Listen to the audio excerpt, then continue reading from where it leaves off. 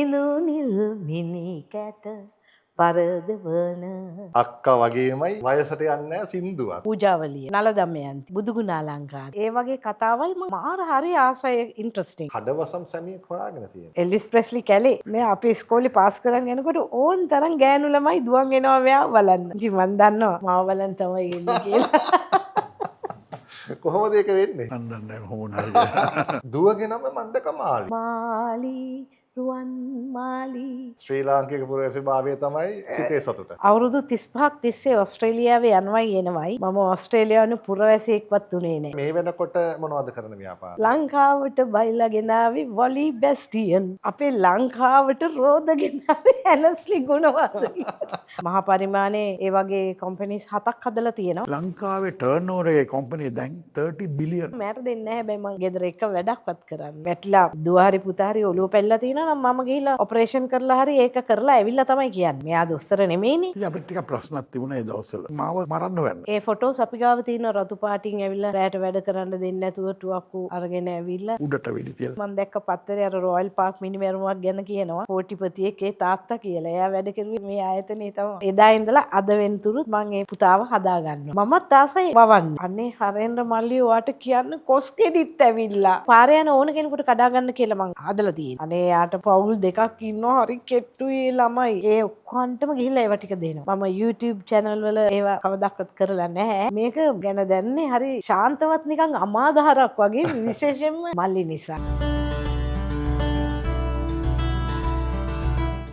අද වැඩසටහන පටන් ගන්න පෙර ඇගේ වත කමල දෙස බලා සිටින කල මට මතක් වෙන දෙයක් තියෙනවා. ඒ තමයි ඉඳුනිල් මිනිකැට පරදවන ඇගෙනෙත් යුවලින් කැලුම් විහිදුවන වග අදත් මට පේනවා. කොච්චර එකක්ද ඒක අහන්න ලැබීමම හරි සතුටක්. ඒ විකසිත මුව මඩල තවමත් එලසින්ම තිබෙනවා. මම හිතන්නේ ඔය ටික හැවුවෙන් පස්සේ තවත් දිගටම යයි ඒක. අනිවාර්යයෙන්. අපි ගොඩ දෙනෙක් දන්න නමට වඩා අපි ගොඩ දෙනෙක් නොදන්න නමින් මම පටන් ගන්නම්. ක්‍රිස්ටීන් ප්‍රනාන්දු තමයි පෙර නම. හැබැයි අපි හැමෝම දන්න නම ක්‍රිස්ටීන් ගුණවර්ධන. ඇය ක්‍රිස්ටීන් ගුණවර්ධන වන්නට හේතුව ඔහු ගුණවර්ධන නිසා. ඇනස්ලි ගුණවර්ධන. මං හිතන්නේ සැමියා සහ බිරිඳ එකතුව මෙහෙම එකට වැඩසටහනට එන එක ගොඩක් වෙලාවට සිද්ධ වෙන්නේ නැතුව ඇතිනේ. නෑ කවදාවත් එන්නේ නැහැ. මම ආරාධනා කරන්නෙත් නැහැ එන්න කියලා. නමුත් මම හරි සතුටින් මේ වැඩසටහනට ආවා. මොකද මට මේ වැඩසටහන ගැන මතක් වෙච්ච වෙලේ ඉඳලම මට මේක ගැන දැනන්නේ හරි ශාන්තවත් නිකන් අමාදහරක් වගේ විශේෂයෙන්ම මල්ලි නිසා. මොකද ඒ වැඩසටහන් කරන කාලේ ඉඳලා මේ මතකේ තිබුණා. ඉතින් ඒක මගේ හිතේ හරියට රැඳුණා අමාදහර කියලා. ඉතින් මම හිතුවා ඒ අමාදහර වැඩසටහනට මෑත් එක්ක ඉඳ ගන්න එක හරි වටිනවා කියලා. ඒ කතාව මට සිහිල් දිය දහරක් වගේ මගේ හිතට ක්‍රිස්ටීන් ගුණවර්ධන සහ අරමා කියූ ගීතය දෙකක් නොවේ එකක්නේ. ඉඳුනිල් මිනිකැට පරදවන ඇගෙනෙත් යුවලින් කැලුම් විහිදුන සීනිග සුඟ ගත හැකිමිටින ඒ තොල් නාදලු පරදවන ඒ තොල් නාදලු පරදවන මාලි රුවන් මාලි මාලි රුවන් මාලි මාලි රුවන් මාලි මාලි. අක්කා වගේමයි වයසට යන්නේ සින්දුවක්. හැබැයි ওই මාලි රුවන් මාලි කියලා කීපවතාවක් අක්කා කිව්වට ඕක සාමාන්‍යයෙන් ආරම්භක තැටියේ බැලුවොත් එimhe කීප දෙනෙක් කියන්නේ නේද? ඇත්තම කියනවනම් මිල්ටන් මලාරිච්චි කියනවා ඒ කෝරස් එක. රුවන් මාලි කියන රුවන් මාලි කොටස එයා ඒ සංගීත කණ්ඩායමේ ලාසිලොනියන් සංගීත කණ්ඩායමේ සමාජිකයෙක්. රුවන් මාලි කියනකොට එයාගේ වොයිස් එකත් එකේ තියෙනවා. කී දෙනෙක් විතර කියනවද? 6 දෙනෙක් විතර කියනවා.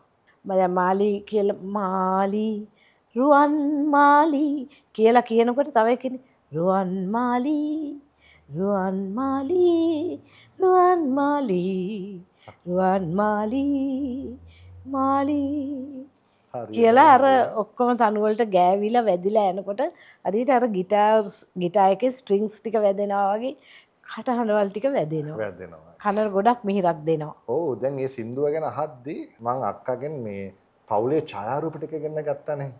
ලස්සන බලා ගන්න. ලස්සන දුවෙකුයි ලස්සන පුතෙකුයි ඉන්නවා මේ කඩවසම් ස්වයං පුරුෂයා වගේම. දුවගේ නම මන්දක මාලි කියලා තියෙනවා. ඒ මාලි මේ මාලි එක්කෙනෙක්ද? ඇත්තෙන්ම මේ සින්දුව කියනකොට එහෙම මාලි කෙනෙක් ගැන හිතලා තිබුණේ මම බැඳලවත් නැහැ. බැඳලා පස්සේ දුව හම්බුනාම මෙයා තමයි ඇනස්ලි තමයි මාලි කියලා දැම්මේ. අවුරුදු කීයෙන් වගේ සින්දුව කියන්නේ කියන්නේ? වයස 17 නේ.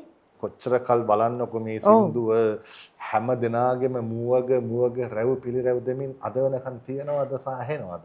දැන් මම මේ සින්දුව කිව්වේ නැති වුණාට මට කිසි ප්‍රශ්නයක්වත් නැහැ. මොකද මම මේ ජීවතුන් අතර ඉන්න කාලේ කොච්චර දෙනෙක්ගෙන් ඒ සින්දුව අහලා මට ඇත්තට විඳින සතුට කියලා නිම කරන්න බෑ.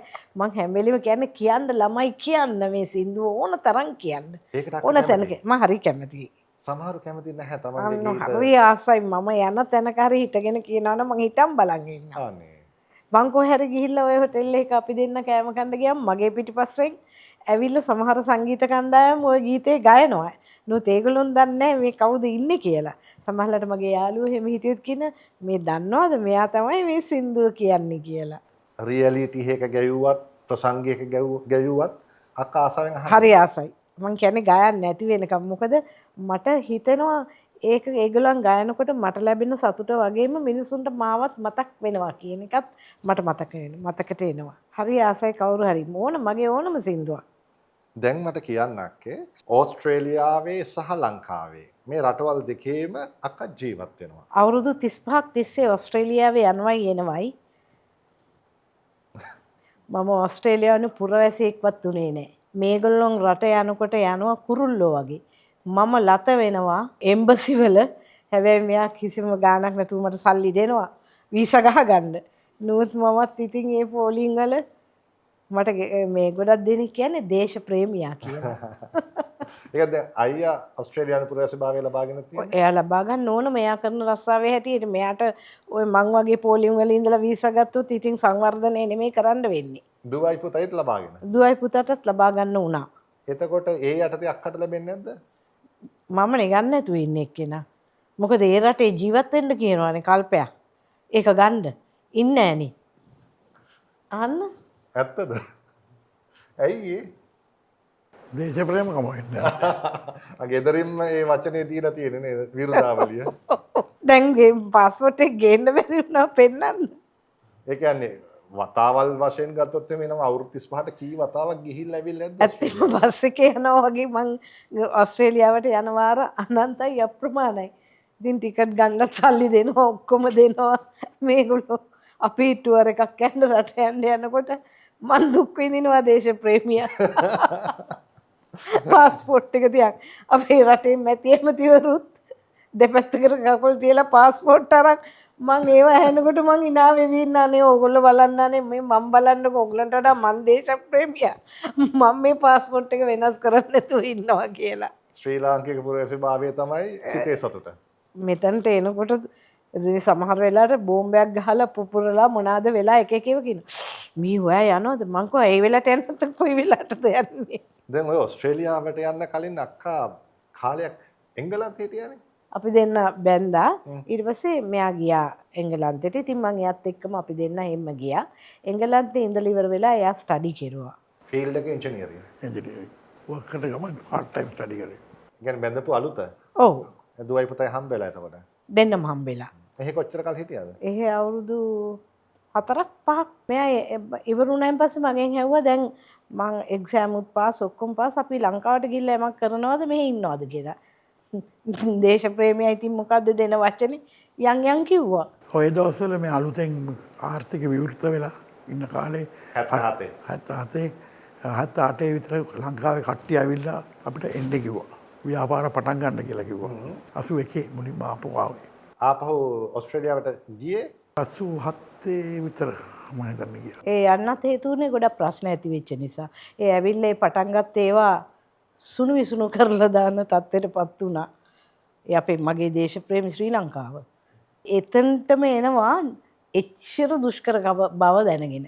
අනිත් එක අක්කේ දැන් ඔයාගේ කැරලි කොණ්ඩය ඔය වර්ණ ගන්වන ලද කොණ්ඩේ ඔය වර්ණවත් සහ දිලිසෙන විලාසිතා වා ගණන් තාම. හරිම ආසයි දිලිසෙන දේවල් දාගන්නයි දිලිසෙන විදිහට සැරසෙන්නයි හරිම ආසයි. ඇයි? දිලිසිලා වෙන කවුරු හරිත් ඒ වගේ යනකොටත් මට ඒ සතුට තියෙනවා. හරියට මම ඒ දිහා බලලා හරිම සතුටු වෙනවා. දැන් සමහරලාට මෙයා කියනවා කෑමකට යන්න තියෙනවා ලෑස්ති වෙලා ඉන්න මං එනවා කියලා. ඊට පස්සේ ආයෙත් ෆෝන් එක අරන් කියනවා මේ රොක් ස්ටාර් වගේ දිලිසිලා එන්න එපා. සාමාන්‍ය ඇඳුමක් අඳන් එන්නේ අනිත් එන ලේඩීස්ලා ඇඳගෙන එන්නේ කියලා. ඒක ඇත්තට ගොඩක් පුරුදුනේ අම්මලා පල්ලියට හැමතිස්සෙම හැම ඉරිදාවකම අපිව ඇරියේ අලුතෙන් ඇඳුම් මහලා. ගෙවල් කොහෙද අක්කයි ලංකාවේ? මම මගේ ගෙවල් මෝදර. හොඳ අයියා ගම. රත්පලාන තමයි අපේ මම්මිලාරෙමෙන් හිටියේ. පස්සේ මෝදර මට්ටක්කුලේ හරියට ඒගොල්ලෝ මූණා. ඒතකොට තමයි කිසිදු හම්බුනේ. ඉරණම්කාරී හොයාගෙන මට්ටක්කුලියට ගියා. අනික දැන් අක්කත් ලස්සනට අඳිනවා, හැඩට ඉන්නවා, සුන්දරත්වයේ ලෙසින් මෙහෙමම තියෙනවා. ඒ වගේම තමයි කඩවසම් සැමියෙක් හොයාගෙන තියෙන්නේ. ඔව් එයා ඇත්තටම කියනවා නම් සෑහෙන කඩවසම්. මම ඒ කාලේ දැකපු ඔක්කොගෙම නම්බර් 1. නිකන් කවුරු වගේද ඒ කාලේ පෙනුනේ? එල්විස් ප්‍රෙස්ලි කැලේ. දැන් කියලා කඩවසම් බය වෙනසක් නැහැ. නෑ දැනුත් හරි ස්මාර්ට්. මොකද මම දැක්ක අක්කේ ෆොටෝස් වල තිබ්බා මම හිතන අයියා මේ ගෝල්ෆ් ග්‍රවුන්ඩ් එකකද කොහෙද ඉන්න ෆොටෝ එකක් නේ. ඊයේ පෙරේද එකක්. හරිම ක්‍රියාශීලී සහ හරිම ප්‍රියමනාප කඩවසම් විදියට ටයර් එක මම දැක්කේ. thank you ඒ කිව්වට. අර අපිට තියෙන පුළුවන් ප්‍රමාණයෙන් ලස්සනට ඇඳලා හැමෝටම ප්‍රියමනාප වෙන්න ඉන්නකොට ඒකේ අමුතු ලස්සනක් කැපිලා පේනවා. එතකොට අපේ වයස ගැනවත් එහෙම හිතන එක නෙමෙයි. අපි ලස්සනට එළියට පිරිසිදුවට හොඳට යන්න ඕනේ කියන එක. ගතින් සහ හිතින්. අපේ ගෙදර ජනේලෙන් එළියට පේන ගෝල්ෆ් කෝස් එක. ඕස්ට්‍රේලියාවල ලංකාවේ. බොරැල්ලේ. ඒකේ තමයි මෙම්බර් දැන් අවුරුදු කොච්චරද? 40ක් මෙම්බර් කෙනෙක් ප්ලේ කරනවා. ඕස්ට්‍රේලියාවලත් ප්ලේ කරනවද? ඕස්ට්‍රේලියාවේ යරාවැලි කියලා හොඳ ලස්සන ගෝල්ෆ් කෝස් එකක් තියෙනවා. ඒකේ මෙම්බර්ස්ලා යත් පුතා දෙන්නම ගෝල්ෆ් තාත්තා පුතා දෙන්නම. ඔව් හැමතිස්සෙම වගේ යනවා එයා ගෝල්ෆ් ගහන්න. එයා ස්ටඩි කරන කාලේ ඉංග්ලන්ඩ් වල ඔව් මම යනවා බිස්නස් වලට. ඉල්ල යාවක් යනවා ටුවර් එකක් මාකට් ටුවර් එකක් යන ගමන් ගෝල්ෆ් ගහගෙන නේ ෆ්‍රාන්ස් ඉටලිය හැමතැනම ගහගෙන තමයි යන්නේ. ෂෝක් තාත්තයි පුතයි. ඒක ඇනස්ගේ වැඩක් තමයි. මොන බිස්නස් කරත් එයාගේ ඒකම නෙමෙයි ඇලිලා ඉන්නේ. එයාගේ වැඩ කරන්න එයා වෙලාව ඇත්තටම හොයා ගන්නවා. එක විදිහ මියුසික් කරන්න උනත් ඕන එකක් කරන්න වෙලාව හොයා ගන්නවා. දැන් කීප වතාවක් අපි මේ බිස්නස් ගැන කිව්වනේ මොනවද කරපු ව්‍යාපාර? ඉස්සෙල්ලාම අර මං කිව්ව එංගලන්තේ විවෘතාර්ථයක් වුණ වෙලාවේ ලංකාවට අපිට පටන් ගත්ත හොරණ ඉලස්ට්‍රොමරික් කියලා කොම්පැනියක්. මොකද්ද? ඉලස්ට්‍රොමරික් එන්ජිනියරින් කියලා කොම්පැනියක්. ඊට පස්සේ ඒක එක්ස්පෑන්ඩ් කරා ඉලස්ට්‍රොමරික් ටෙක්නොලොජිස් කියලා බෝකුන්දර ඊටමක් අරගෙන. ඒක තිබුණා. මොනවද ඒකේ? රබර් ප්ලාස්ටික් ප්‍රොඩක්ට්ස් තමයි. ඊට පස්සේ මම ජර්මන් කොලැබොරේෂන් එකක් ලංකාවට ගෙනාවා බීගම ෆැක්ටරියක් පටන් ගත්තා. ෆෝවැක් කියලා. ට්‍රෙලබෝග් කියලා ඒ ජර්මන් කම්පැනි එක. එයා තමයි මුලින්ම ලංකාවට ජර්මනියෙන් කට්ටිය ඇවිල්ලා ඒ වගේ කම්පැනියක් කෙරුවේ. ඒ කියන්නේ පළමු ජර්මානු ආයෝජනය. ඔය බොඩි ලයින් එහෙම එන්නේ ඉස්සෙල්ලා. ලංකාවේ වෙනම ඊට පස්සේ මරංගෝනි කියලා ඒක ෆරෙන්ටිනෝ කියලා ඉන්නේ. ඒකත් පටන් ගත්තා මම. ඒ පටන් කරගෙන ඉන්නකොට තමයි ඒගොල්ලෝ වික්කේ නන්දන ලොකු විතරන කියලා මම දැක්කා ඔයාවත් දවසක්. මම කළා ෆෙරන්ටිනෝ එයා හොයාගෙන එනවා එයා. හරි ගරු කරනවා ඇනස්ලිට. මම නම් ආඩම්බරෙන් කියන්න ඕනේ ඇත්තටම මම දන්න හැටියට ලංකාවේ රබර් ශාස්ත්‍රයේ අති විශේෂඥ දක්ෂ කෙනෙක්. හැබැයි එයා කවදාකවත් ඇවිල්ලත් නැහැ කියලත් නැහැ මොනවද කරන්නෙත් කියලා. මහා පරිමාණයේ ඒ වගේ කම්පැනිස් 7ක් හදලා තියෙනවා. අදටත් මේ රටේ විනාශකාරී පුද්ගලයෝ අපි පාලනය කරන කට්ටිය තරහ වෙන්න එපා හැම කිව්වට ඒගොල්ලන් වගේ බලතල මේ පුංචි අපිට නැතුව අපි හිම මහා පරිමාණයේ ඒ වගේ 7ක් 8ක් ගහගෙන කොච්චර මහන්සි වෙලා ලෝකේ අපේ නම දියුණු කරන්න ඒ ප්‍රොඩක්ට්ස් හදලා අපේ මේ සාමාන්‍ය වැඩ කරන ජනතාවට රස්සාවල් දීලා ඒ මිනිස්සුනේ හදන්නේ. අපි සමහර වෙලාවට වැඩක් කරගන්න ගියාම ඔය පත් කරලා තියෙන නිලධාරීන් ළඟට අපි ඉතින් කවුද කියන්නෙත් නැහැ. ඒ ගියාම හරි අමාරුයි දෙයක් කරගන්න. හරි අමාරුයි මේ කන්ටේනර් එකක් යන්න තියෙනවා පාස් කරලා ඒ දොරගාව හිටන් ඉන්නකොට සමහර ඒ නෝනලා මේ උදේට කාපු ඉන්දියාප්පද ආප්පද කියලා කතා කර ෆෝන් එකේ. අපි ඉන්න මේ ආසං කරලා මේක පිටත් කරගෙන වරායට යවන්න. ඉතින් ඕවා කරලා ඒවල වැරදි කීකේ පස්සෙන් ඉතින් අපි ගියේ නෑ. කමක් නැහැ කියලා අපි කොහොම හරි කාගෙන කරා. හැබැයි අපි ජය අරගෙන ඉන්නවා ඒ නිසාද. ඔව්. එතකොට මේ වෙනකොට මොනවද කරන ව්‍යාපාර? දැනුත් මගේ බීගම ආයතනයක් තියෙනවා. ඒක කරගෙන යනවා එක්ස්පෝර්ට්. ඒත් රබර් ආශ්‍රිත ඔක්කොම හදන්නේ රෝද යුරෝප් වල බිගස්ට් මැනුෆැක්චරර් අපේ තමයි ෂෙයාර්හෝල්ඩර් මේජර් සුපර්මාකට් බිස්. වැඩිම බෙදා හැරීම සිද්ධ කරන්නේ යුරෝපයේ ඔබතුමාගේ ආයතනයේ. ඔව් ලංකාවට බයිලාගෙන ගෙනාවේ වොලි බැස්ටීන් කෙනාගේ ලංකාවට රෝද ගෙනාවේ ඇනස්ලි ගුණවර්ධන. ආයිත් කියන්න බලන්න. ලංකාවට බයිලා ගෙනාවේ වොලි බැස්ටියන්. අපේ ලංකාවට රෝද ගෙනාවේ ඇනස්ලි ගුණවර්ධන. අපේ මහත්තයා. ඔය මාරුනේ. අපේ තමයි මුලින්ම ඇත්තෙම සහතික ඇත්ත මේ කියන්නේ. ලංකාව උඟක් දියුණුවලා දෙන ෆෝක්ලිෆ්ට් ටයර්ස් ලොකු ටයර් හදන ඒවා. අපි තමයි ස්ටාර්ට් කරේ ෆස්ට්ම. ඉතින් මේක වෙනස්ම කතාවක් නේ දෙයියනේ. පුදුම හැකියාවක් සහ පුදුම දක්ෂතාවක්. හැකියාව සමග තියෙන්න ඕන කාගෙන යාමේ ධෛර්යය. මේ වගේ රටක විශේෂයෙන්ම දැනටත් එහෙමයි. කිසිම සහයෝගයක් නැහැ. මට එක වෙලාවකට දරන්න බෑ ඒ යන දුෂ්කර ගමන දිහා බලන් ඉඳලා මට දරා ගන්න බෑ. ඒ වෙලාවට දේශප්‍රේමය ගැන මොකක්වත් හිතෙන්නේ නැද්ද? නෑ දේශප්‍රේමය ගැන ඒ වෙලාවට හිතලා මුකුත් කියන්නේ නැහැ. ඉතින් මේ රටේ හැටිනේ මම දේශප්‍රේමය ගැන ගොඩාක් හිතන්නේ අපේ රටේ තියෙන ලස්සන අලි. එතකොට කොච්චර නැති බැරි මිනිස්සු ඉන්නවද බල්ලෝ පූසෝ ඉන්නවද මට හේ ඕස්ට්‍රේලියාවේ ඉන්නකොටත් මතක් වෙනවා අනේ මේ කැමරේ තුරෙච්ච ටික දද මං ලංකාවේ හිටියනම් අරගෙන ඔතාගෙන ගිහිල්ලා කාට හරි දීලානේ ඉතින් එවැනි සිතුවිලි තමයි මට ගොඩාක් එන්නේ මේ අපේ ජනතාව එක්ක ඉන්න මට ලොකු සහයෝගයක් දුන්නා ඒ දවස්වල අර හොරණ ආයතනයේ කරන වෙලාවේ අපි ඒ දවස්වල හැදුවා මුලින්ම මේ ලෙදර් වගේ ෂීට් එකක් රබර් වලින් ඔය ක්‍රිස්ටියන් තමයි ගිහිල්ලා ඒක වික්කේ ඒ කඩවල වලට උස්ස ගිහිල්ලා ප්‍රින්ස් ස්ට්‍රීට් එකේ විකුණලා ඒ ෂීට් වලට නම ඒ දවස්වල නෝන ෂීට් කියලා කිව්වේ. නෝන ෂීට්. නෑ වෑන් එකක ඔක්කොම පටවල ඩ්‍රයිවර් කෙනෙක් එක්ක එවනවා.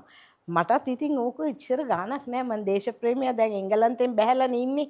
ඉතින් මම අර ඒ දවස්වල ලීවයිස් ජීන්ස් එකක් එහෙම ඇඳලා මම යනවා අර කුමාර වීදියේ කියන්නේ ප්‍රින්ස් ස්ට්‍රීට් එකේ අර මිනිස්සු නාටාමිලා හැම යන්නේ ඔක්කොම කරලා තල්ලු කරගෙන මම ඉතින් ඒ වස්සෙන් යන මට හරි ආසයි. මම වෑන් එකත් එක්ක එනකොට මට අනේ මිනිස්සු හරි ආදරෙයි. මම ඉතින් වෙනස් විදියට ඇඳගෙන යන්නේ මට ඒක ගානකුත් නෑ. මම යන හැම කඩේකම අනේ ඒ ගොඩාක් දෙනෙක් මුස්ලිම් කට්ටිය ඉන්නේ. අයියෝ පිළිගැනුම.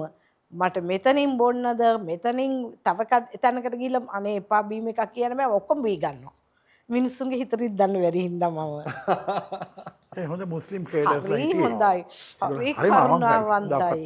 මම කරන වැඩේ ඉතින් මම ගිහිල්ලා දැන් මෙයාට මේක කරගෙන යන්න සල්ලිත් ඕනේ විත්ති මම දන්නවා. මම කියනවා මේ ඔක්කොම බඩු ටික ගන්න හැබැයි මම චෙක් බාර ගන්නෑ. කෑෂ් විතරයි. මට සල්ලි තමයි ඕනේ. මට සල්ලි ඕනේ. මට දැන් මං අරගන්නේ ඕගොල්ලන්ගෙන් ආ එවන්න ගෙදරට. අම්මෝ සල්ලි දෙන්න ගියාම එක දවසක් මෙන්න මෙච්චර ගොඩක් සල්ලි. මට ඕක අරන් ගිහලා ගණන් කරන්නත් බෑනේ. මම හැම මනුස්සයෙක්ගේම කඩවල වල ඉන්න. කොහොම හරි බිස්නස් නොලෙජ් එක තියෙනවා නේ. එක දවසක් චෙක් එකක් කරන්නේ. ඒ අතරතුර කරගෙන යන ගමන් මම මගේ බෑන්ඩ් එකේ මියුසික් වැඩත් කරන්න පටන් ගත්තා. ඒ පාන්දරින් ඇවිල්ලා ආරවා ටික ඔක්කොම දීලා ගෝල්ෆේස් හොටෙල් ඒක තමයි තිබුණේ ලොකුම හොටෙල් එක. ටැප්‍රොබේන්. ඒකට යනවා මේ සිං කරන්න. ඒ කියන්නේ අක්කා බෑන්ඩ් එක පටන් ගත්තානේ. ඔව්. ඒක නම උනේ මොකද්ද මේ? සෙලිබ්‍රේෂන්.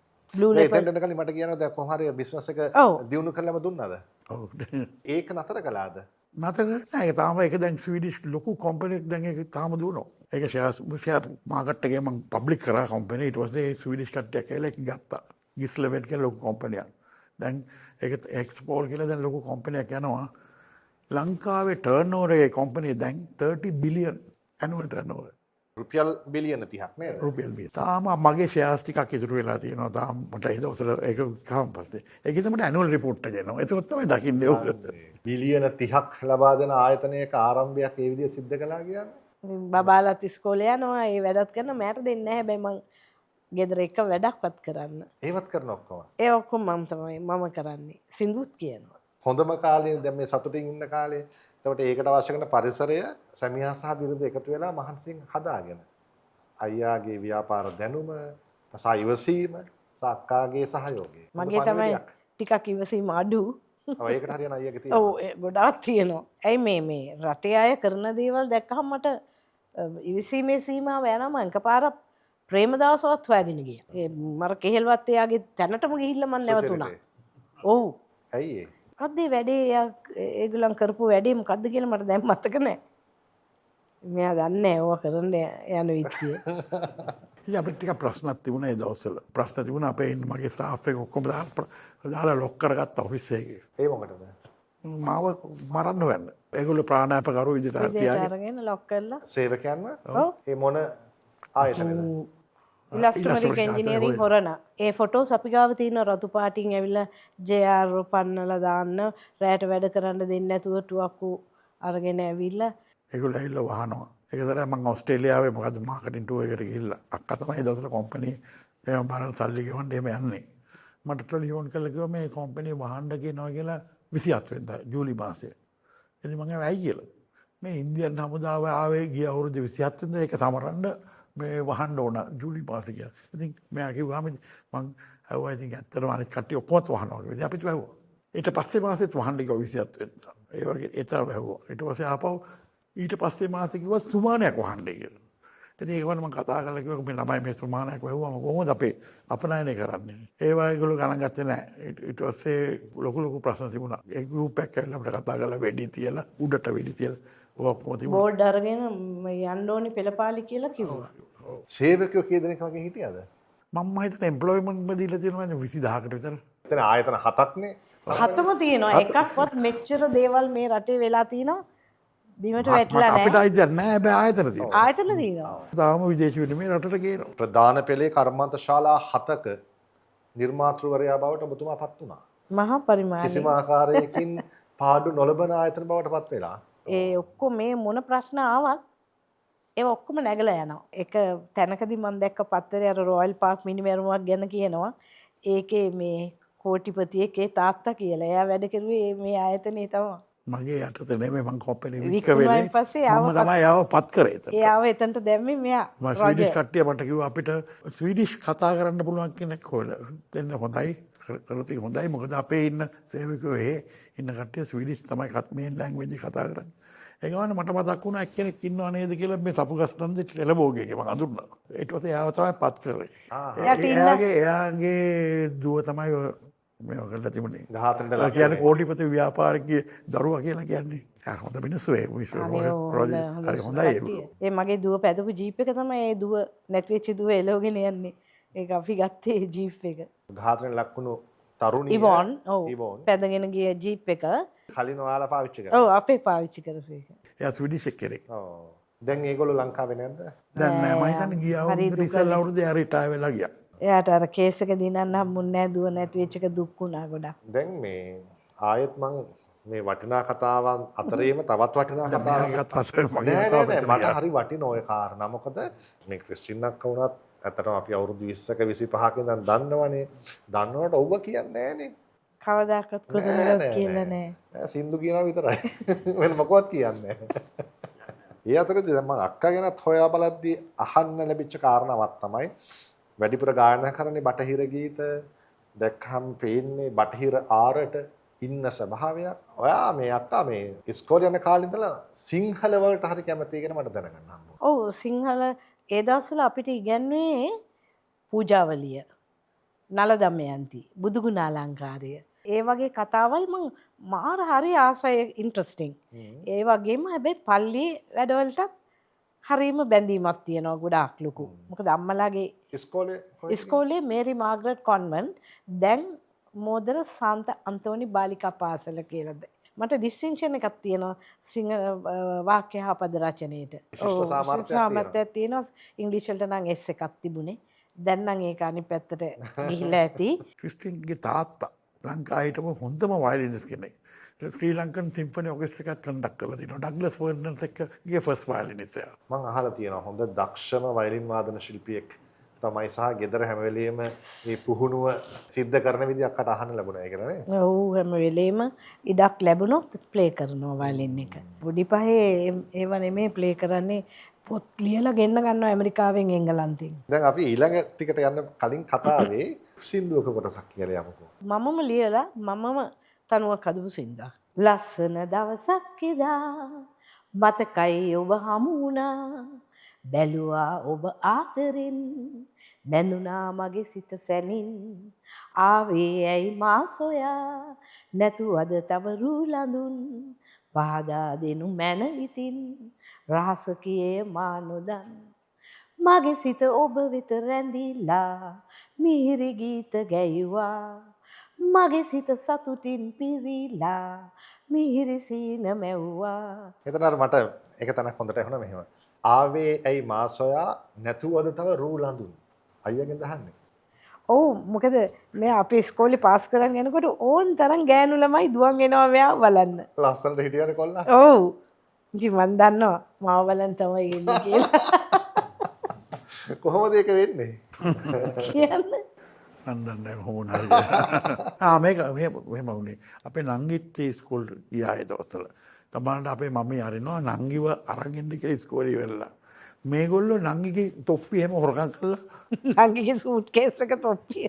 නංගි වාලගේ පන්තිම හිටියේ. නෑ නෑ පොඩි නංගි කෙනෙක් පොඩි ළමයි. එතකොට නංගිගේ සූට් කේස් තොප්පි හොරකම් කරන්නේ අයියව තියාගන්න ඕන ආවටද? ඔක්කොම ගෑනු ළමයි මෙයාව බලන්න ඕනේ ඉඳ මමත් ඉතින් ඒක මෙයාව බලනවා ඉතින්. ඉතින් අපි පයින් ඉස්සර යන්නේ ගෙදර.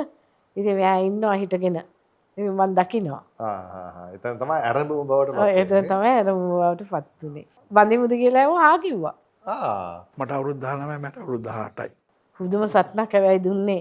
දැන් උච්චර මිලියන් බිලියන් ගණන් හොයන්න ආරම්භයේ ඉඳලම පුදුම සටනක් දුන්නේ. ඉතින් මම ඒ හැම වෙලේකම ඒ හදාපු රබර් රෝද ඔක්කොම උස්සගෙන මහන්සිය නම් කියලා වැඩක් නෑ අනන්ත අප්‍රමාණයි. මේ ඔක්කොම ඇස්සේ මේ සංගීත ක්ෂේත්‍රය තුල අක්කාගේ අනන්‍යතාව ඔය කිසි දෙයක් හරහා ඔයා පොඩ්ඩක්වත් අඩු කරගත්තේ නෑ නෑ.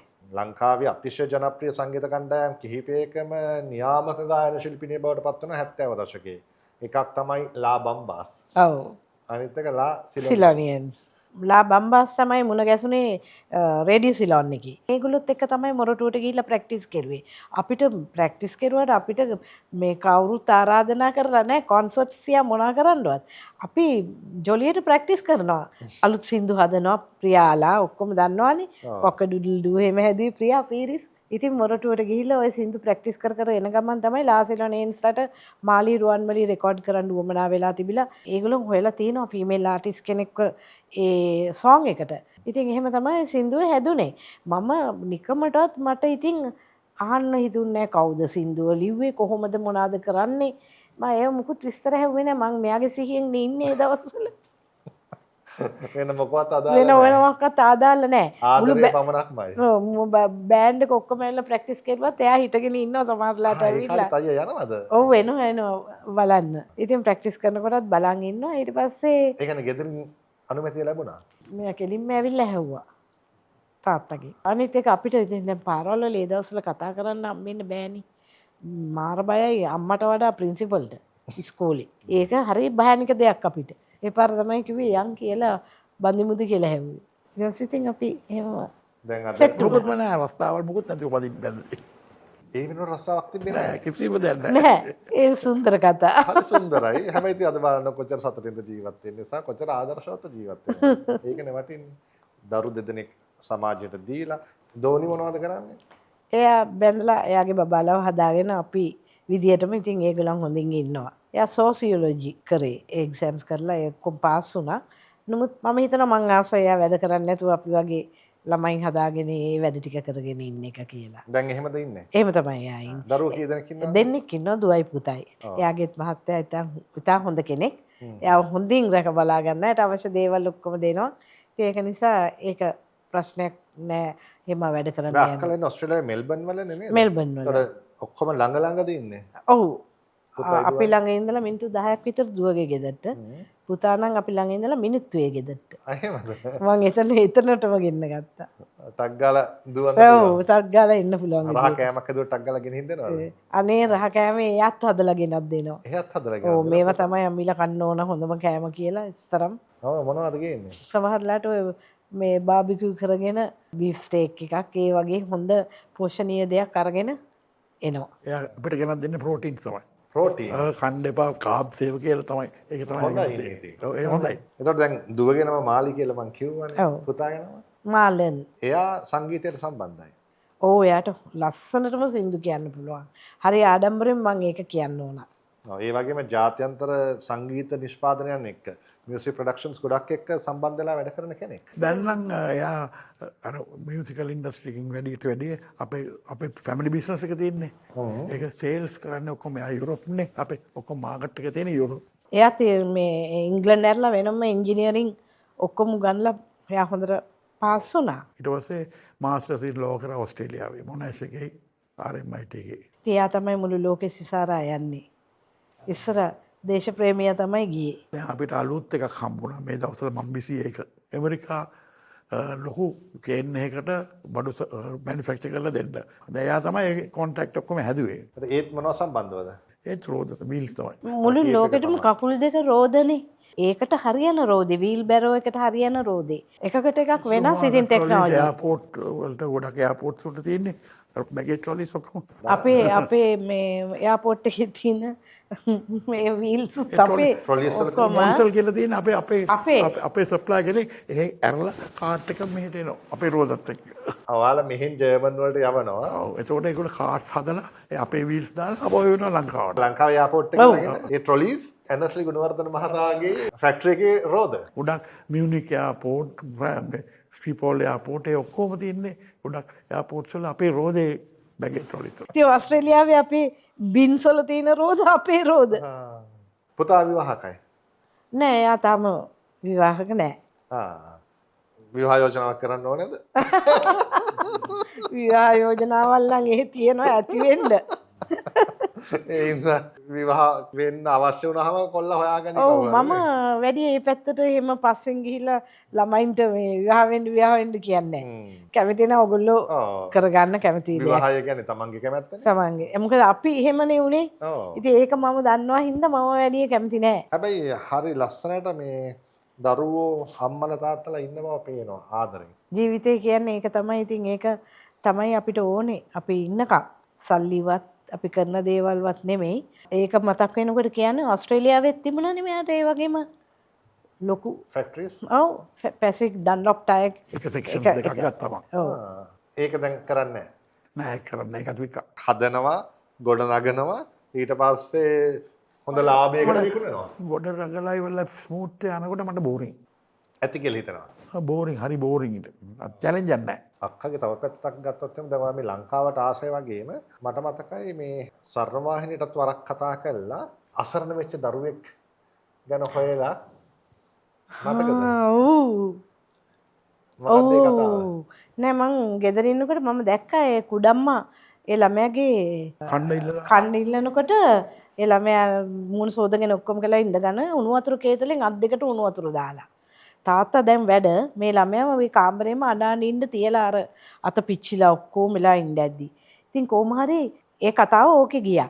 පස්සේ මේ ළමයා කොහෙද ඉන්නේ කියලා මං හොයාගන්න මං ස්වර්ණ වාහිනියට ආපුවා. බලනකොට නාවල පිටියේ. මං නාවල පිටියට 7 පාරක් ගනිද්දිත් නැහැ කිව්වා එහෙම ළමෙක්. හොස්පිටල් එකෙන්. එහෙම ළමෙක් නෑ මිස් දැන් ඔයා මේ කීවෙනි පාරද ගන්නෙ? මං කිව්වා මම ડોක්ටර් කෙනෙක්. එයා අහපු ප්‍රශ්නේ අන්තිමට ඇහුවා දොස්තර කෙනෙක්ද? මං කිව්වා නෑ මං ડોක්ටර් කෙනෙක් නෙමෙයි කියලා මේ මම ගායිකාවක්. මේ සින්දුව කියන්නේ මම කියන්න එපා ඉස්සෙල්ලා මේක. මං හොයලා බලලා කියන්නම් කොයිද කියලා මිස් ආයෙ ගන්න එපා. ඒ වගේම අදටත් ඒ කාන්ති කියලා එයා මාත් එක්ක හරි යාළුයි. එයා කිව්වා අනේ මිස් අපේ 6 වෙනි වාට්ටුවේ ඉන්නේ කිව්වා මේ දරුවා.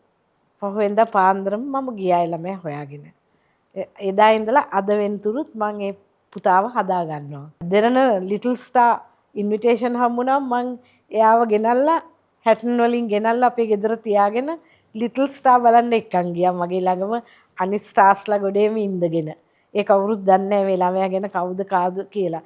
එයාට වෙනම දිව්‍ය ලෝකයක් මැවිලා පේන්න ඇති කියලා මට හිතුණා. අර පොඩි ළමයි ලිටල් ස්ටාර් එකේ කරන මේ ළමයි කවදනම් අනේ දකින්නද සුරපුරේ ලෝකේ කියලා මම එයාව ළඟින් තියාගෙන අර මෙහෙම අර ලයිට් එන ඒවා පත්තු කරන්නේ එකක් දැකලා එයාට එකක් ඕනේ කිව්වා.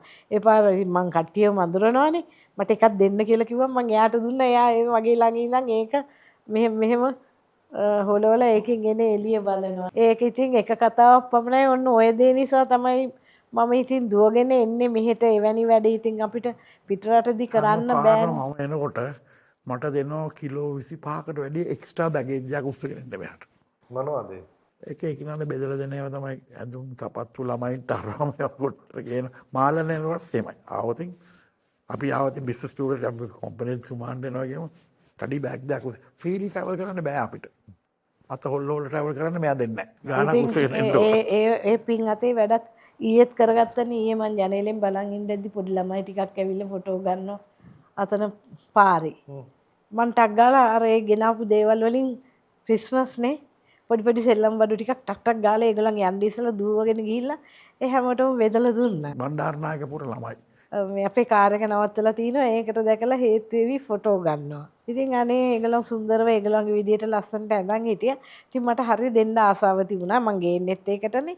ඉතින් මං ගිහිල්ලා එතන 7 දෙනෙක් විතර හිටියා. 7 දෙනාටම සුදුසු දේවල් ඒ වෙලේ මං පටපට ගාලා හොයන් ගියා. මොනවද දුන්නේ සෙල්ලම් බඩු? සෙල්ලම් බඩු දුන්නා, ඇඳුම් දුන්නා. ලොකු ගෑන් ළමයි දෙන්නටත් ලස්සන ටී-ෂර්ට් එකක් දුන්නා. අනිත් එක්කෙනාට නිකන් හොඳ තැනකට අඳින්න පුළුවන් බ්ලවුස් එකක් දුන්නා. අර පොඩි පොඩි ඒගොල්ලන් මෙහෙ දකින්න නැති සෙල්ලම් බඩු දුන්නා. ලස්සන අර කාර් එක ළඟනේ හිටි ලස්සන කාර් එකක් බෝනික්කෝ හිටපු පොඩි ගෑන් ළමයින්ද. මෙයාට මොකද්ද වැඩක් කරන්න තියෙන වෙලාවක මෙයා තේ එකක් බීලා ගෝල්ෆ් ගහන්න මොකද්ද ඒක ටයිම් එක දාලා තේ හම්බුන්නේ නැහැ ඊට පස්සේ.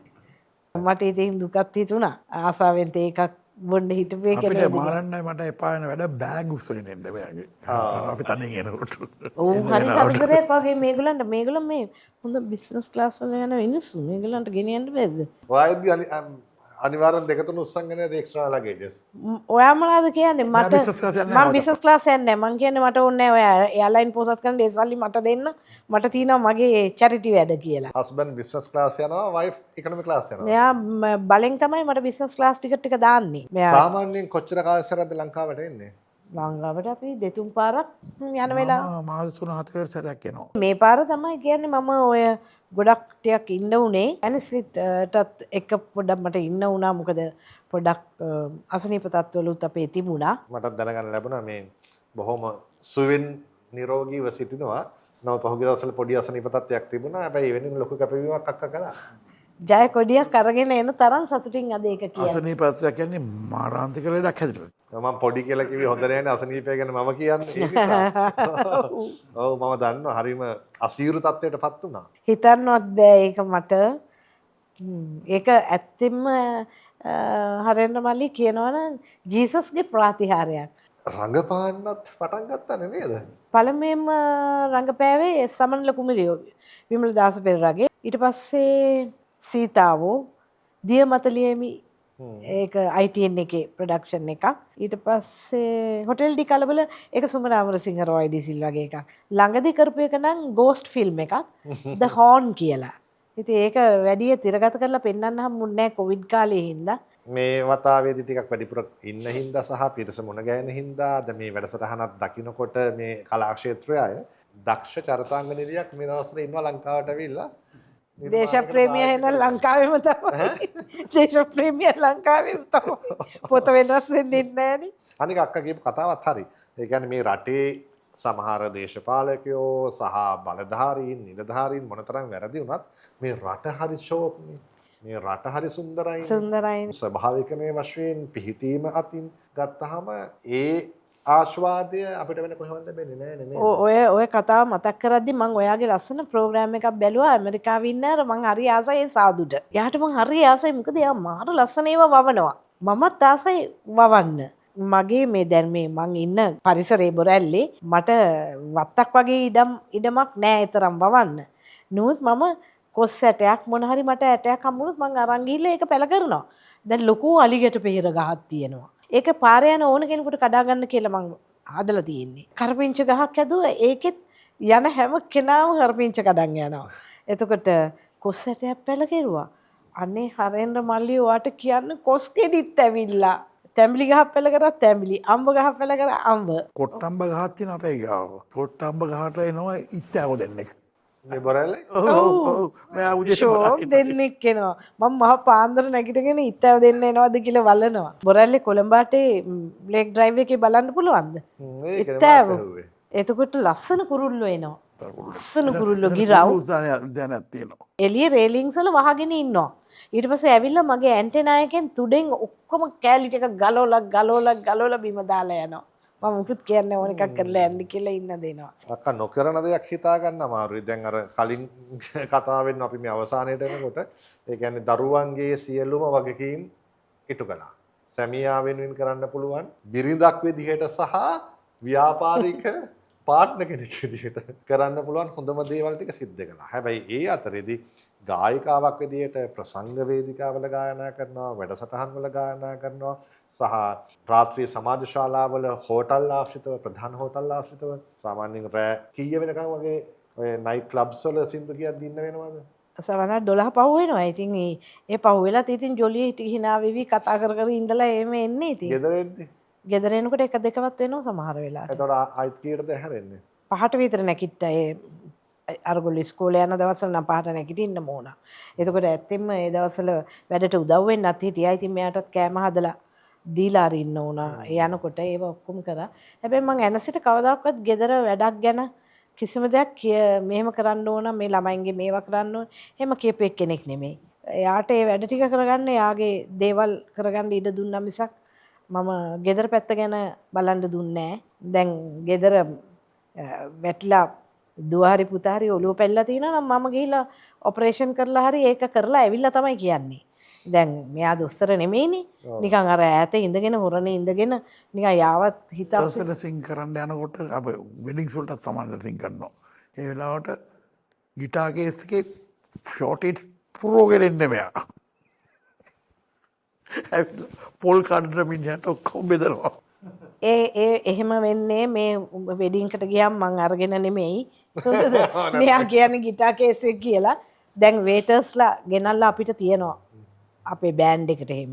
ඉතින් අපි කාලා ඉතුරු වෙන ඒවා තියෙනවා. ඊට පස්සේ ඒගොල්ලෝ තව තවත් ගෙනත් දෙනවා. ඉතින් ඊට පස්සේ නිකන්නේ තියෙන්නේ. ඉතින් මම බෑග් එකක් අරන් ගිහිල්ලා නැහැනේ. අර ගිටාර් කේස් එකේ ඒවා දාගෙන යන පොල් කඩන මිනිහා කියන්නේ අනේ යාට පවුල් දෙකක් ඉන්නවා හරි කෙට්ටුයි ළමයි. අරෙන්ද්‍ර ඔයා දන්නවද මේ ළමයි මන් දැකලා තිනවා කානුවේ මේ යන බත්තට හැඳිනවා මම මේ මගේ රටේ ඒ දරුවෝ මම ඉතින් ඒ ඔක්කොන්ටම ගිහිල්ලා ඒව ටික දෙනවා. මගේ දුවට මොන හරි කිරි එකක් හදනකොට මේ ඒගොල්ලෝ ඉන්නේ ඒ තාප්පෙන් රත්මලානේ ඒ තාප්පේ මේගොල්ලෝ මමිලා ගෙදර ඒ තාප්පෙන් එහා පැත්තේ වත්තේ. මම උස නෑනේ. මං ස්ටූල් එකක් ගෙනත් තියලා අපේ දුවට එක කිරි එකක් නම් ඩේවිඩ්ගේ පොඩි ළමයටත් එක කිරි එකක් හදලා අර ස්ටූල් එකේ නැගලා ඩේවිඩ් කියලා කැහගලා මේ පොඩි එක්කෙනාට දෙන්න කියලා යනවා දෙනවා. මං මේ දැන් ඇත්තෙම කියනවා නම් හොයනවා මං කෝ කියලා ඒගොල්ලොන්ව ආසයි බලන්න. දැන් ඒගොල්ලෝ නෑනේ. නෑ. ඒ හැමදේම අවසානයේදී හිතේ සතුටක් බවට පත් වෙනවා. කතා කරන්න පටන් ගත්තට පස්සේ අපි කොච්චර දේවල් අපිට කතා කරන්න තියෙනවද කියලා හිතනවා සහ මේ ගලා යාම එකින් එකට වෙනස් වුණාට අවසානයේදී සමස්තය හරිම සුන්දරයි. හරිම වටිනවා. ඒක අමාදාරක් කියලා කිව්වේ මං ඒක තමයි. මොකද මම මේකට එනකොටම දන්නවා මේක නම් වෙනස්ම එකක්. මං ඒ වගේම මං ඔයාගේ ඔයාට කිව්වා ඔයාගේ ප්‍රශ්න අහන විදිය. ඒකෙන් තමයි ඔයාට පුළුවන් වුණේ මගේ මේ දේවල් නැත්තම් කවදාවත් කිසි කෙනෙක් අහගන්න වෙන්නෙත් නැහැ දැනගන්න වෙන්නෙත් නැහැ මං කියන්නෙත් නැහැ. වෙන සින්දු ටිකක් ගැන කිව්වා අපි දෙයක් ගැන කතා කරා ගියා. ඒකක් තමයි වෙන්නේ. අවසන් කරන්න කලින් වැඩසටහන මම අර අක්කට කිව්වේ අක්කා පැරණි ගීතත් හරිම ජවයකින් සහ ඒ ගීතයට උපරිම සාධාරණ ලබා දෙමින් ගායනා කරන ගායිකාවක්. ඔය සියල්ලෙන්ම අක්කත් කැමති. අපිත් කැමති බවට අක්කටත් විශ්වාස ගීයක් තෝරගන්න කියලා කිව්වොත් අවසානයේදී කොටසක් ගයන්න මොකද්ද තෝරන්නේ? මං තෝරගන්න හරිම ආසයි. ඉතින් අපි අපේ අම්මලාට ගොඩක් ආදරෙයිනේ. ඉතින් මං ආසයි මගේ අම්මව මතක් කරන්න. මොකද එයා හරි සතුටු වෙනවා. හැමතිස්සෙම මං සින්දු කියන්න යනවා නම් ඇක්ට් කරන්න යනවා නම් මොකද එඩි ජයමාන මගේ අම්මගේ පැත්තෙන් මට සීයා වෙනවා. ඉතින් මං අම්මගේ ගීතය මම තෝරගන්න. මට පුංචි පණිවිඩයක් කියන්න තියෙනවා. අපේ රටේ කොච්චර දුෂ්කරතා තිබුණත් මං හිතනවා අපේ රටේ මිනිසුන් ගොඩක් දුරට ජීවත් වෙන්නේ ඕගොල්ලෝ අපි මේ වගේ අපි හැමෝම දුක දැකලා අපි කරන උදව් නිසා. අපේම මිනිස්සු සල්ලි තියෙන කමට නෙමෙයි නැති කෙනා හරි මොන හරි ගිහින් දෙනවා හින්දා තමයි විදිහට දෙන නිසා තමයි සත්තු මිනිස්සු මගේ විශ්වාසය මගේ රටේ මිනිස්සු අද මෙච්චර හොඳට ඔලුව උස්සලා ඉන්නේ. නැත්තම් කිසිම වෙන මේ බලය ඒ ණය මන් දන්නේ ඒ දුකවල් දන්නවද කියලා ඒ නිසා තමයි. අක්කා කරන මිනිසුන් වෙනුවෙන් සිදු කරන උදව් ගැන කිව්වට සතුන් වෙනුවෙන් හරිම දයාබරයිනේ. මං එහෙ ඉඳන් හදපු සත්තු ඉන්නේ කොහෙද දන්නවද? මෙයාගේ ආයතනේ. ඒ කියන්නේ සිකියුරිටි ගාර්ඩ්ලට තමයි බලාගන්න දීලා තියෙන්නේ නාවල කරලා. ගොඩක් ඉන්න 4 දෙනෙක් විතර ඉන්නෝනේ. මම Facebook එකේ දැක්ක මම Facebook එකේ දාන්නේ නැහැ මං කරන දේවල්. ඇටකටු කෝටු වෙච්ච බල්ලෝ.